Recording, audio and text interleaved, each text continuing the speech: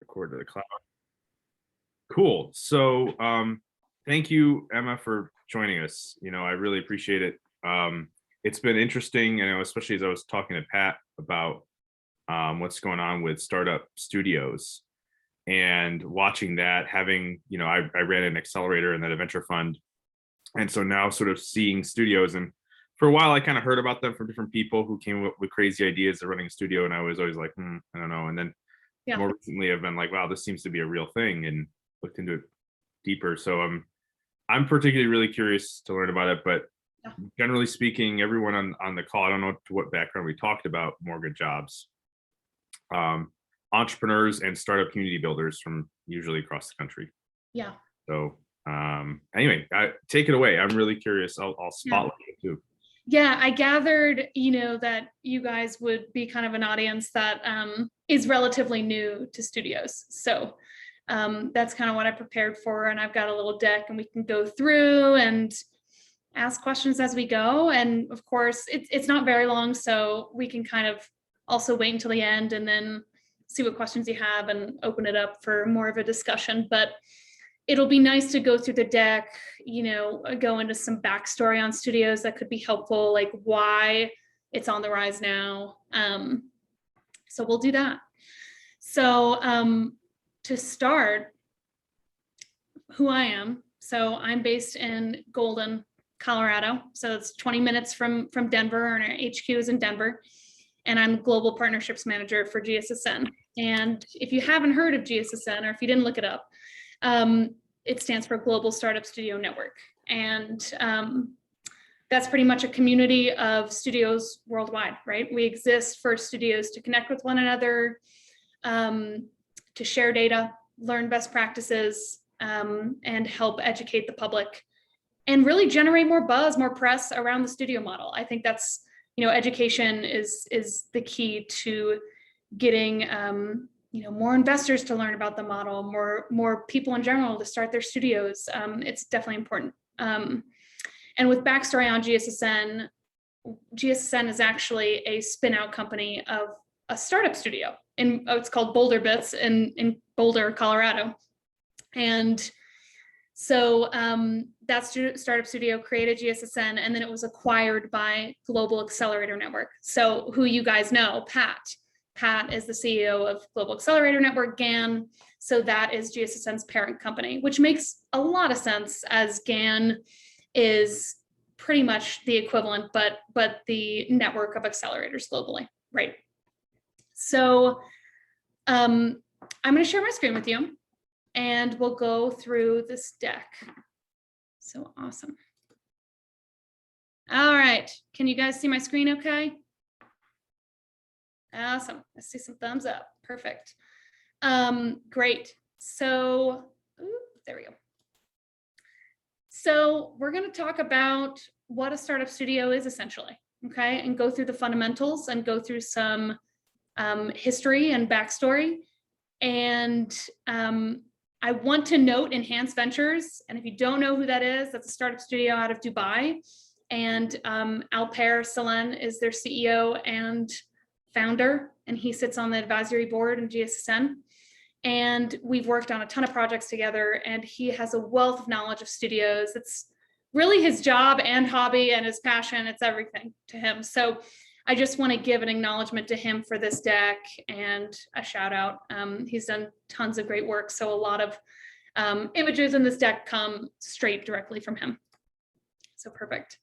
So I want to start with names. You probably have heard, many different names for startup studios, or if you haven't, great. If startup studio is the one that has stuck, that's awesome.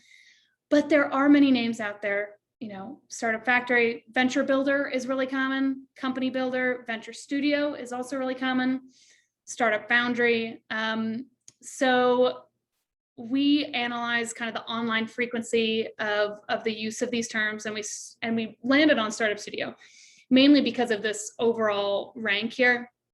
But essentially more and more, as there's a lot more education out there on studios, the term itself, startup studio, is really sticking. It seems to be the one that the majority are using. So really awesome to see. So just wanted to name there. there's a lot of different names out there, but startup studio, use that one. And now we'll go into definition. So the definition that we've come up with is an institutional co-founder, and this is the help of Enhance, of course, an institutional co-founder that invests in and builds new ventures by using the expertise of a central services organization that uses a playbook for repeated venture building steps. So huge thing here, many studios are trying to differentiate themselves with this co-founder definition here. Many get frustrated with people comparing startup studios to accelerators, incubators, or venture capitalists, right? So in this definition, we're trying to make it extremely clear that studios are builders, they're doers, they are co-founders. They just happen to be an organization, not an individual. So this piece invests and builds. At GSSN, we try to argue against models that are investing in kind, if you will, so providing advisory or design services, et cetera, and calling that a studio, right? Our expectation, the expectation seen in the wider studio community, is that there is an investment in cash involved, as well as building, so in addition to building. And there are some central services that are shared. Different studios have a different set of services. And what I mean by that is it can be as lean as central ideation and strategy and fundraising capability, right? And it can go as heavy as central marketing, technology, operations, admin capability as well. And then there's often a playbook. There's actually always a playbook.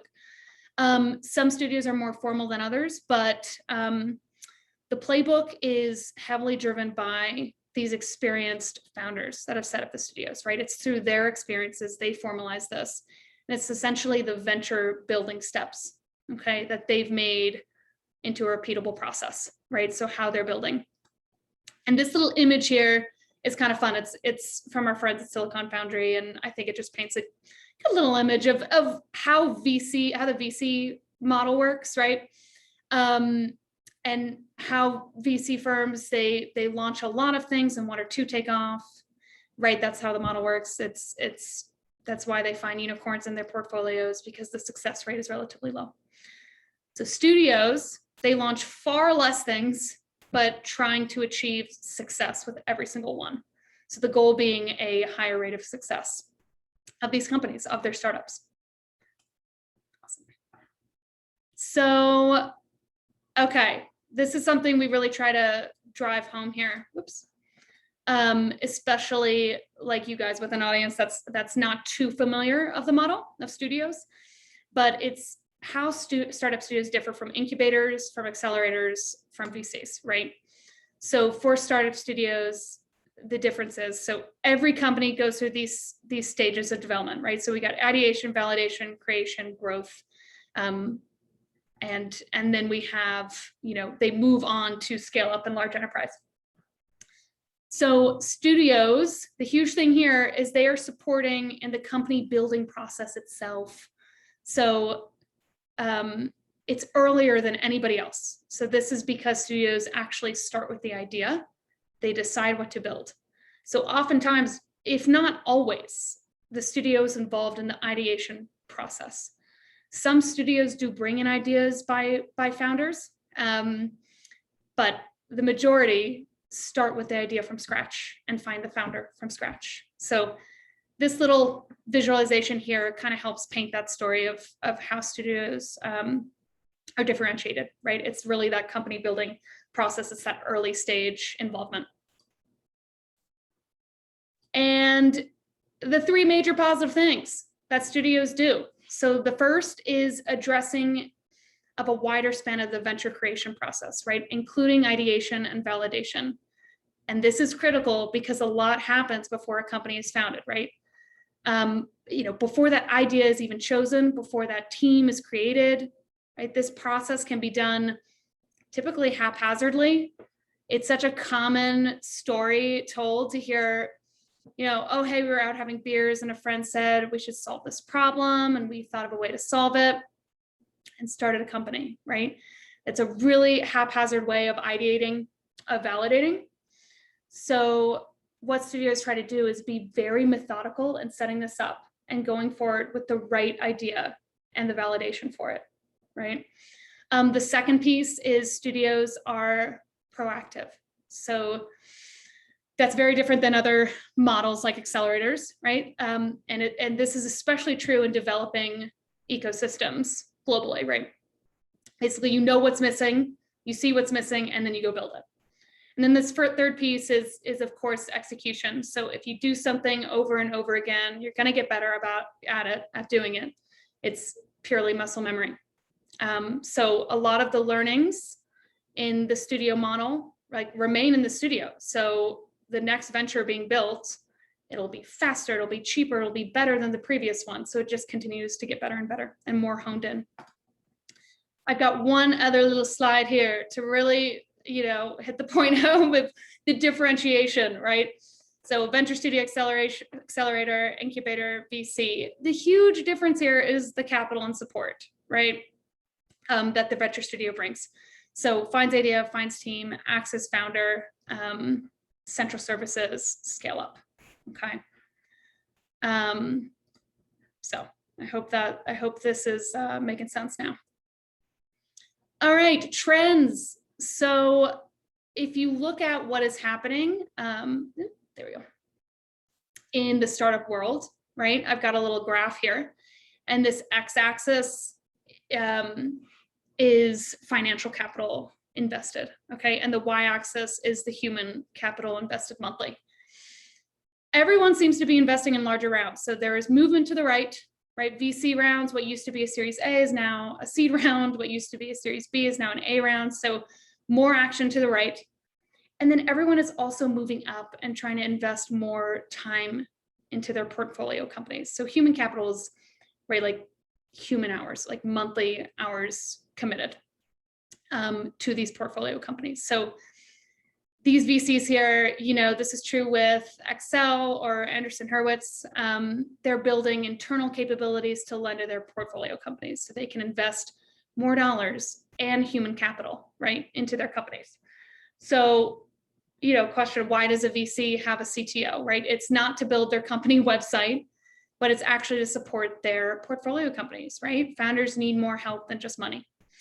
And so naturally, here's where venture studios come in, right? They're naturally where it's at. They invest more time and invest more money than accelerators. So we're already where that trend is going. All right, final analogy I'll use to bring it home here. If you look at these VCs, so, and again, nothing against the model, it's a great model, it works. But Sequoia, Excel, Kleiner Perkins, and Anderson Hurwitz, they're all looking for an exceptional founder. In the startup world, there's a cult of this unicorn founder, right? This perfect human being who can do anything. They're like Superman. It's so tough to find. And truthfully, like, everyone needs help. So studios are just a bit more realistic in saying that we'll try to find the Tony Starks of the world and we'll build the Iron Man suit around it, right? It's a support system to turn this exceptional human being into a superhero. So I hope this is a helpful analogy and kind of helps to drive home that differentiation point. Awesome. So every studio, so now we're going into how studios operate, okay? How they build. And every studio has a playbook. So I mentioned that. And here are the stage gates: ideation, validation, creation, growth, scale. It is not a haphazard process. It is extremely methodical. There's kind of limited flexibility on it. But let's go through these stage gates. So, and just to explain what that is, right? A stage gate is a hurdle that founders must overcome in order to continue on with that venture, right? So for example, within a studio, an entrepreneur can only found a company if they, segment the market, identify customers excited to pay for this solution, test it, observe an unfair advantage, and complete 100 other tasks very similar, right? And each task may result in a go or no-go scenario. So when a team hits a no-go, they stop and they can start working on another project, right? It's dead. So each stage gate de-risks the project for everyone involved, so resulting in a higher chance of success for those that actually pass through the stage gate, right?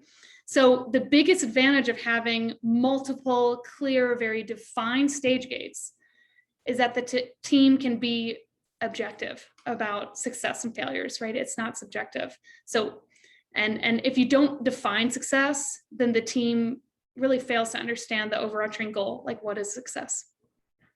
So it works. All right, and then here's a bit of history, right? The studio track record. So the model is not new. It's been around for 25 years. And some backstory, the father of startup studios is really Idea Lab. And I don't know if you've heard of them, but they came up with the idea, 1996 in the dot-com era. And even since then, they have shown pretty incredible performance. I mean, it's one of the top studios, and it's one of the few companies that has generated so many unicorns. But then follow-on studios came in these waves. So wave 1, 2, and 3. And in the first wave, that started, when Web 2.0 and smartphones were on the rise, rocket internet. This is very common in the developing world, and beta works. So these studios came to be.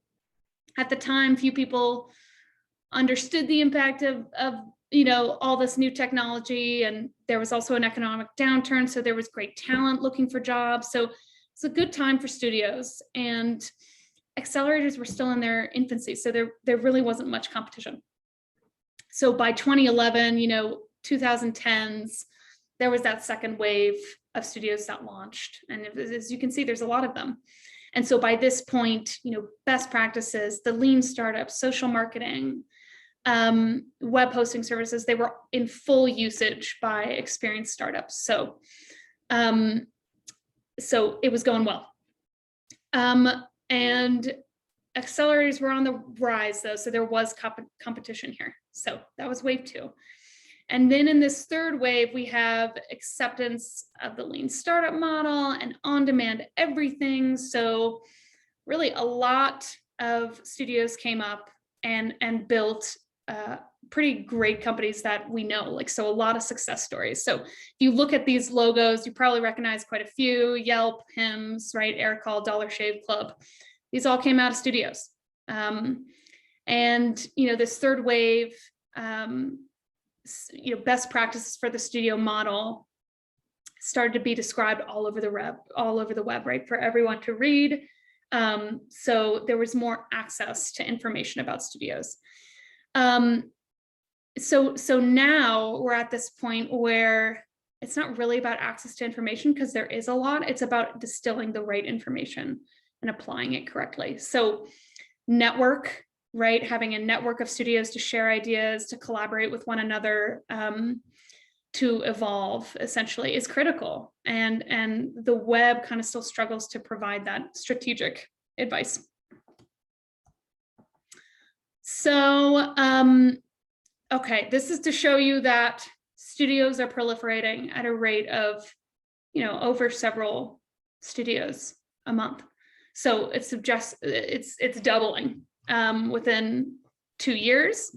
And we've got this number 706 from research that we've done. And it's interesting, more than half of this 706 number have launched within the last 5 years. So it's huge acceleration here. That's undeniable. But, in this count here, it's probably a lot more than that still, right? There are many, these are only established, mature studios that are counted, ones that we know. And there are many new studios coming up that we don't know about and that aren't, counted in this. But this acceleration is definitely still real. And I talk to people, pre-launch stage, launch stage of their startup studio on a daily basis. And it's pretty fascinating from a personal subjective experience. I mean, the fact I'm speaking to people like that on a daily basis is pretty amazing. It just shows that there's such an uptick in this model, and people are extremely interested and just want to learn how to do it correctly. And that's part of the reason people reach out to GSSN, is we run an 8-week boot camp for emerging studios. So to learn best practices, on launching and running their studio. So definitely on the rise. So huge question here, and it's the obvious question, is why is the studio model expanding rapidly now, right? And there are a few contributing factors. Huge one is time, right? And these success stories. These success stories are spinning out of studios. We've got hymns coming out of Atomic, right? We've got Dollar Shave Club and Grove coming out of Science Inc. That's coming out of the Silicon Valley area. There really is nothing like success to help a community garner support. So it definitely catches the attention of media and investors, and that's the best situation. So, and community is also huge. So when there were only a few studios, it was hard to tell what studios were doing, right? Unlike accelerators, studios don't usually have outward facing events like demo days. So until a few years ago, right, when all these success stories happened, unless you were in a studios network, you didn't know what studios were, that they even existed. So that third wave of studios coming through, the number of blog posts, articles, and press reports, really started increasing. And alongside that, more and more recently, studios have formed global communities. So GSSN being one of them, right? It was a spin-out company of a studio itself. And these help so much connect with other studio leaders and, like I said, share data, learn best practices, how is this model evolving, and educate the public. It's really crucial, and the more these have come up, and the larger the network, the better. So that is all great, and studios are on the rise. However, there are a lot of studios that are struggling to raise funding, and that is the downside of the model. So this little graph is showing here 21 billion in funding for these oops, sorry about that. Oop, hold on, kind of skipped there. There we go. Hold on 1 second. There we go. So 21 billion in funding for those 706 studios that I mentioned. And as you can see here, almost 80% of that 21 billion has gone toward the top 20 studios. So top 20 here. That's 20 studios out of 706. So the big question for studios is, how are you going to get better at fundraising beyond the top 20, top 50, top 100 studios, right? And make funding of studios more commonplace. That's huge. And here I just outline, here are some really big startup studios, right? Flagship Pioneering, they created Moderna, right? They have the largest investment to date. So doing extremely well. And so the biggest thing to note about this slide is this list of investors here who are investing in studios, right? They're some of the top investors, right? Peter Thiel, BlackRock, they know what they're doing.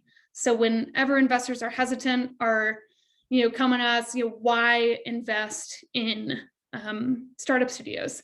It's worthwhile to note this list, as it gives so much credibility for the model.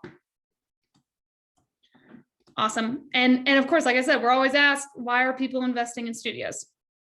And it's really these two specific things: better economics and better chance of success. Better economics, usually investors and studios tap into the founder economics of a studio. So as a studio, you're not an investor. As I said before, you're a builder. So you have more shares, and your investors in turn have access to your larger set of shares. Less dilution because the studio model is extremely efficient.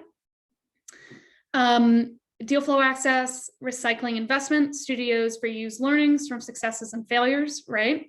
Repeatable company building process. Better ideation, as we went over.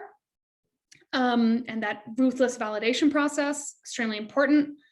You're building quality and attracting great talent, shared resources, and there's a brand effect as well. So this is with Pioneer Square Labs, studio out of Seattle, and Atomic, Science, right? Some of those ones I mentioned.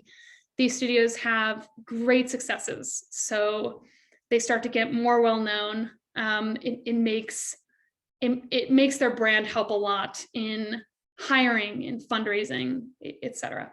So that is huge. And then this little thing, so to end here, this is actually taken directly from one of our white papers that I'd love to share with you guys. I'll post it in the chat. But this is just showing that, studios in general boast a much higher success rate, right? There's truly a pretty awesome acceleration here, time from 0 to Series A. This traditional startup, 56 months to startups created by studios. I mean, it's pretty much half that, 25 months. So great acceleration. Startups seem to be doing things while the model is working. And it's staying very relevant, and it's growing. So all that to say, I'm going to kind of open it up for questions. I talked a lot. Yeah, I'm wondering what you guys think of the studio model after that. It could have been your first time really learning about it, and any general reactions. Do the studios generally focus on a specific market? Like one studio would be biomed and another would be services? Yeah, so what I've seen, some studios can be entirely industry agnostic, right? And then some have focuses. It really depends on who the founder is, who the team is, what do they do really well. Like, let's say, the founder, his background was in biotech, right? Was probably going to be a biotech focused studio. That's what his background's in. Even talent pool, he probably is so well connected in that space. So that's gonna, be what he end up kind of building his studio around. So I think there are pros and cons. Seemingly having a focus is easier as it just taps into your strengths. It can also help with fundraising. So I've seen it a bit across the board, but more and more are heavily have a focus. And I've also seen more lately is very mission focused. So supporting underrepresented founders, or very racial equity focused, or supporting all their startups support middle class and in South America, right? Like it kind of is all over the place, but I've seen that come up a lot. I've got a question. So for context, I'm an entrepreneur. I started my company 6 months ago. We raised $300K in angel investing. I got out of the Navy. I was a Navy SEAL, so that gave me this huge amount of momentum behind me as a human. So fundraising has been really easy. So I didn't really look at anything like a venture studio, because I was like, well, if I've already got the money, I can go build my own thing, right? But I've been courted recently by a venture studio in the GSSN network that's down in Atlanta. And, a lot of it makes sense. Part of that's because I'm in the middle of pivoting my own company, right, into different things. I'm going through the same wicket process of being like, well, that didn't work. Now what do we do? Now what do we do? And so with that context, when there's a lot written out there on how to vet your VC partners, it's like, well, go talk to founders that their companies failed. Go talk to go talk to these people. How would you vet a venture studio, or what are some of the things to look at if the venture studio is within that newer cohort, right? It's only been around a couple of years, may not even have an exit yet. Yeah. What should I be looking at? And vet, do you mean to get, I don't know, to be like, oh, you're a legitimate studio, I want to get some, feedback from you or mentorship from you? So if I was going to go join a venture studio, either drop mine or pull it in as a founder who's got traction with one studio, probably others, how do I vet it? It's a great question. So I'm going to share my screen real quick with you guys. Let's see, let me find it real quick. Okay, so with GSSN, and this is public, of course, it's on our website and everything, but There we go. So we have criteria. And this is directly coming from our GSSN data report. And our last one was 2021. So, or sorry, 2020. So we're about to launch 2021s, but the data report helped get some of these numbers into like, what is a mature studio? What is a successful studio? What is a studio that's like operating very efficiently and well? So here's some criteria, and I feel like this may be helpful for you. You know, starting capital, you know, providing this, the studio providing for each one of their startups 200K plus per company. That's pretty standard that we've seen. Funding for operations, minimum 2-year runway. Equity stake, the studio takes 15% minimum. Defined structure and resources, 5+ business functions, you know, marketing, sales, etc. The set term, you know, this is differentiating from like an accelerator, essentially, you know, minimum of 4 months, no more than 2 years. Like when are they exiting the studio, right? At Series A or seed, right? Depends. Are they creating companies? How many have they created, right? Are they quality? What's the stage they're at now? Big questions here. We also look at management team. Who's the management team? We look at their background. You know, do they know people within the GSSN community? Who are they, essentially? So these are some pieces that help us kind of differentiate studios who are, you know, ready to join GSSN and ready to contribute to the network and really have that value at this point. This is kind of the criteria hurdle. Was that helpful? Yeah, that was actually, it was super helpful because with that framework, I can take each of those things and like push it to 10 more questions, right? Yeah. So that's really helpful. Yeah. No, great question. Of the 706 or something, I can't remember what the number was, studios you've identified, how many of those meet that criteria? Do you know? All, the majority, all of them. So that's why I was saying, you know, that 706 number, it's definitely without a doubt higher than that. Just it's studios who don't meet this criteria, that are too young of a stage. Like I said, I'm talking to just launched studios every single day, and if that's the case, like those are not within that number. And so there's a lot that are unaccounted for. There's also a lot in APAC region that just aren't accounted for as well. Aren't registered, are too new, etc. So the number's likely higher. But yes, at 706, we're deeming them as established studios. I'm also curious. I'm sort of jumping around, but I'm interested in your side, because I looked into this very intensely last fall to the point where I was like pitching an investor to try and start one. Yeah. And there were some certain parts of it that I was trying to like figure out that were like, oh, this is kind of curious. One was the financial model from the partner's perspective. So if you're a partner starting the studio, what's the typical financial model that they're taking? Is it like a 2 and 20 like a VC, or are they doing something else? It's typically a 2 and 20 like a VC. That's like the best practice that we've been touting. So interesting. Yeah. It can range. There are there are a lot of different structures out there, right? Like some studios start like basically have their sidecar fund, right? Some studios do that and raise with their VC. It ranges, and I think it also depends on who are you looking to invest in your studio, right? So honestly, VCs, they're not the top of that list, right? Like I said, it's hard for studios to get funding, right? That number was crazy, right? Like the top 20 are the ones getting funding, and the rest are like, oh my God, we're just trying to figure this out. So it's really like innovative VCs,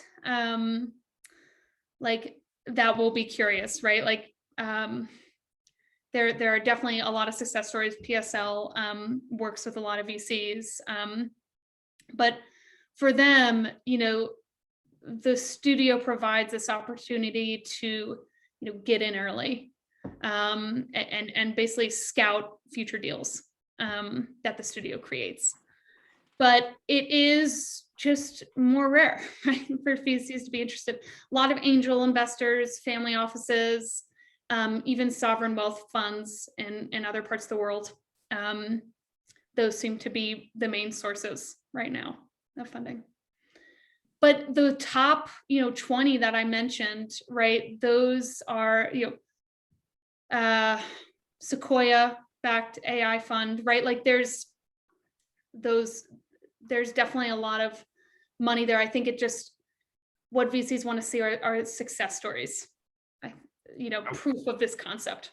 When I was looking at it, it seemed like, so assuming you're a mere mortal and can't find a way to already jump into that top 20 category off of the bat, given either wealth or name recognition or whatever, it seemed like, man, the only way to make that work and to have the type of success you really need to make this sort of sustainable, perpetual, and make sense for the partners, is to have a very successful founder say, yeah, I'll put $10 million into seeding this to see how it goes. And I couldn't figure out a way to do it otherwise. Basically. Yeah, that is so true. But no, like I said, the new studios that I've been talking to, right, they come from entrepreneurial backgrounds, but it's not like they have a ton of money. They're going to go raise, right? Wow. With help of honestly, like a studio network who can say like, hey, here's my list of investors who I talk to these people. They're very interested in the model and they're open to it, right? Like I think that's a huge way.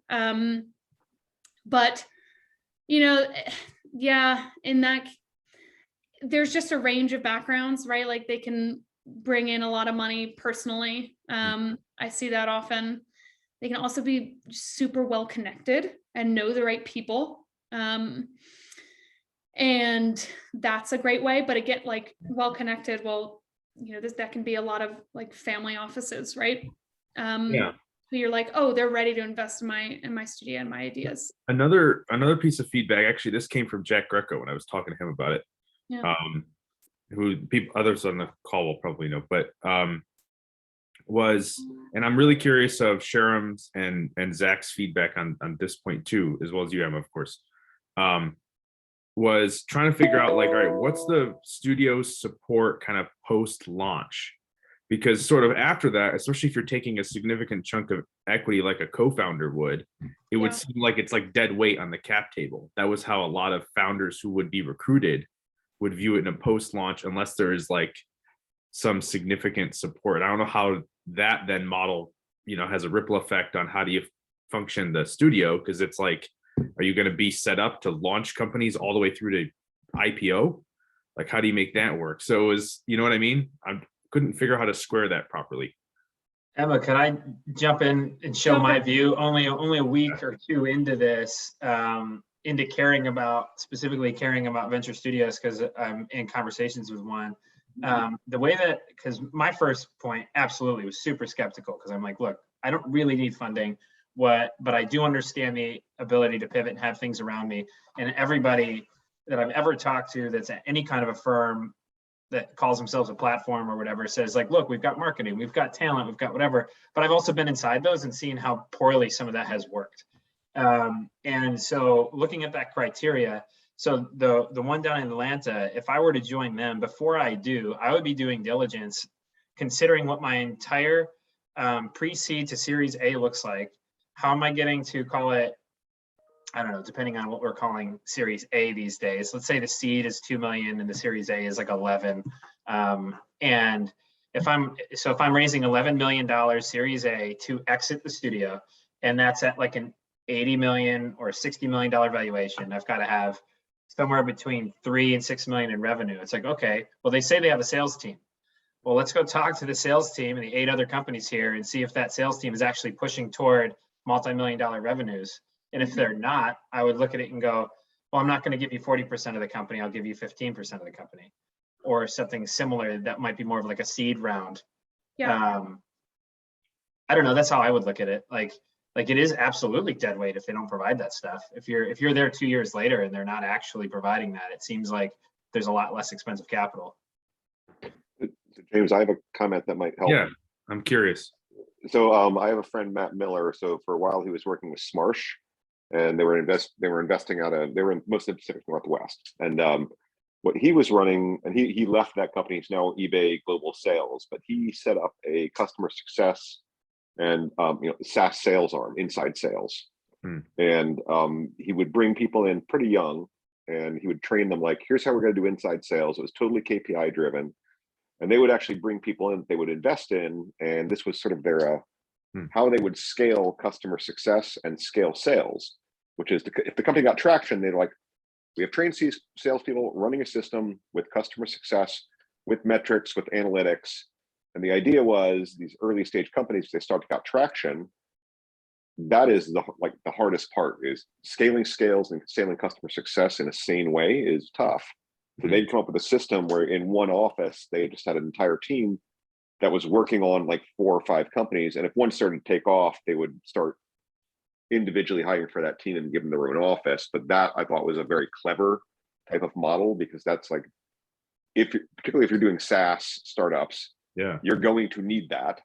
And it solves a very particular problem, which is at the scale up phase, even if you get a huge Series A, that is wicked hard to do. I mean, it's just that hiring phase, that onboarding, that training phase, companies fall apart.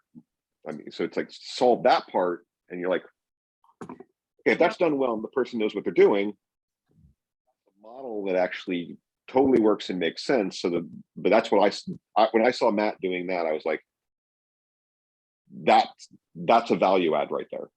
Because it's not just throw money, throw people. It was a particular process problem that actually all startups face. That's just, I say it's a generic problem. It's a scale problem. You can't hire quality people and train them fast enough to do that. Ever. So I'm going to share my screen again. Sorry, guys. No, this is awesome. Great. Why we do Great. this. Awesome. This is from Polymath Ventures, and I don't know if you've heard about them. When you say is the CEO and founder, they're out of Colombia, and their main mission is the big gap in the market down there, and supporting middle class. So they have an awesome process, company building process. And I wanted to show you stage 4 and 5, which is acceleration and growth. And granted, this, I believe with them, this is the last stage of the company building process, right? Is dedicated to accelerating the business. So it's not like, okay, go figure it out, right? They're still very heavily involved in this process. And it literally comes down to like what they're doing on a monthly cadence. So it's fully like a process. So these 6 months build more technically robust products, since more core features have been proven, and considering readiness to scale, right? And then we hit growth, focus shifts from dominantly product to finding scalable customer acquisition channels without deteriorating unit economics, right?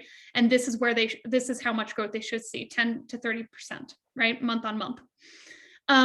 So then they're fundraising, right? And so here they share our role over time.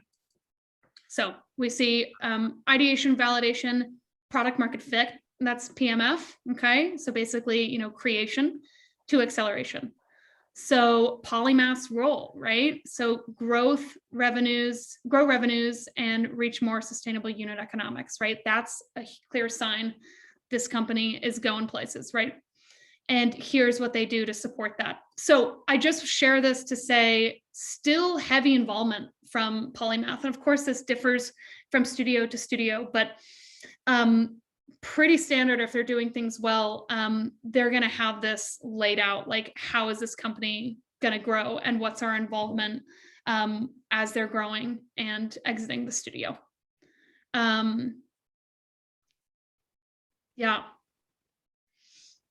By the way, Joe, I just put something in the chat to what you were saying. It was this company, they're actually, I think they're in Buffalo, called Alley Oop. And I looked at that back with the accelerator. I was like, man, exactly. When you get to that phase, even seed, frankly, and you start to need to supercharge sales more, that's kind of like, they're almost like a team for hire. And I was like, that's kind of cool.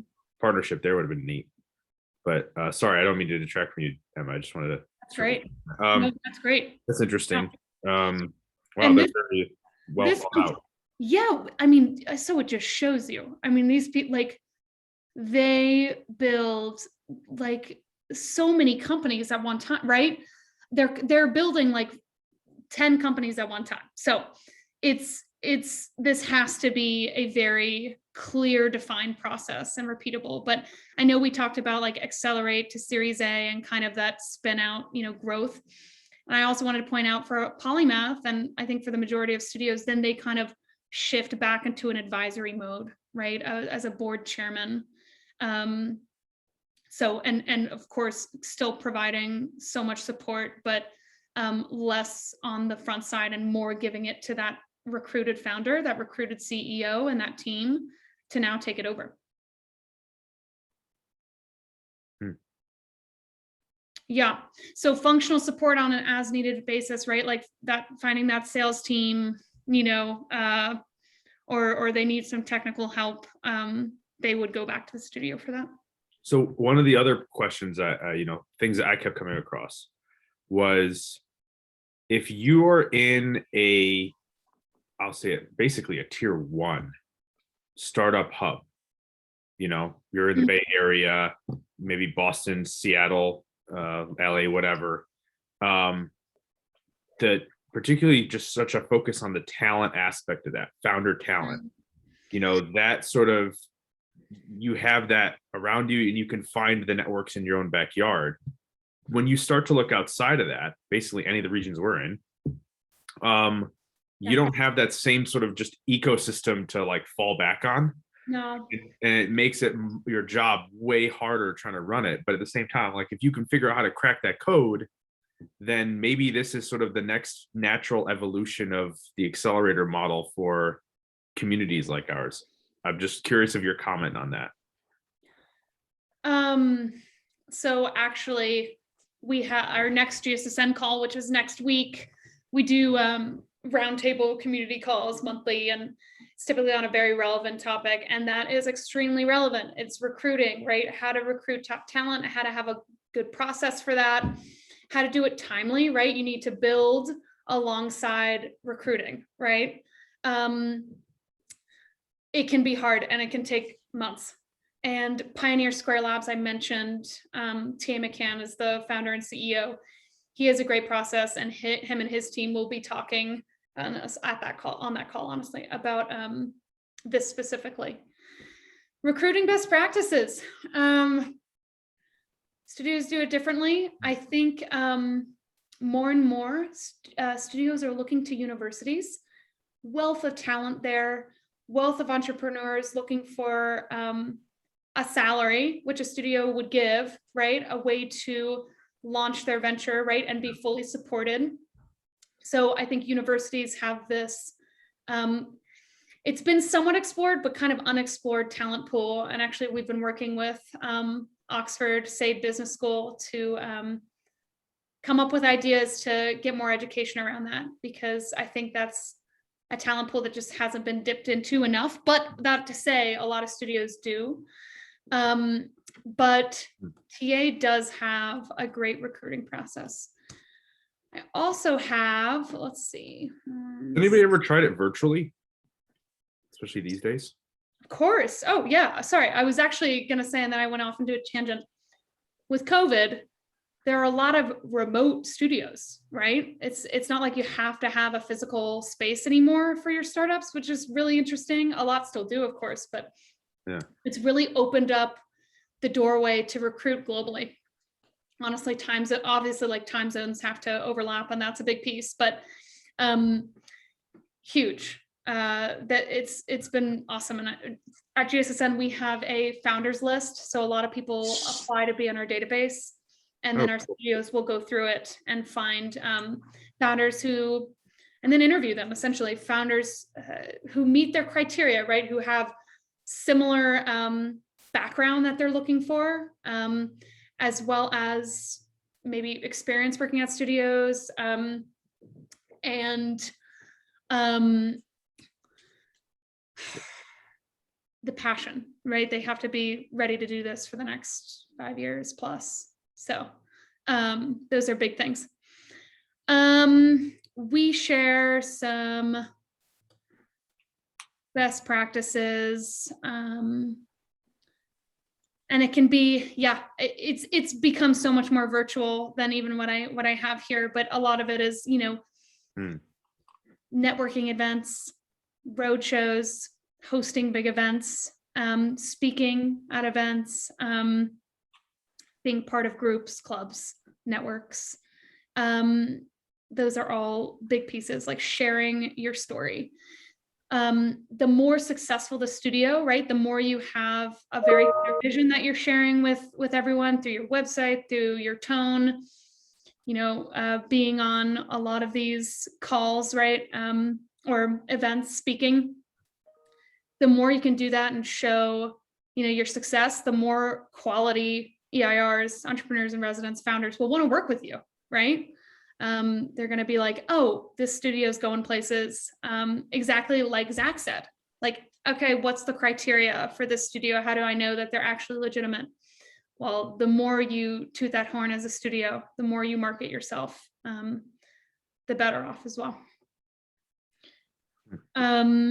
There is, there are a lot of studios that do it well, but this is something that we try to tackle as a community. To be honest, it's evolving. Best practices are evolving, especially as there's more virtual access. So interesting to see, and it's a great question. Cool. Yeah, but yeah, I think universities are really interesting. There's a studio here. I'll share this article with you. Called Devland. It's a GSSN studio, and they are starting programs at multiple universities. Basically, for Devland will be their in-house studio working with their students to build companies. So really cool and great direction. Yeah. So what's the downside?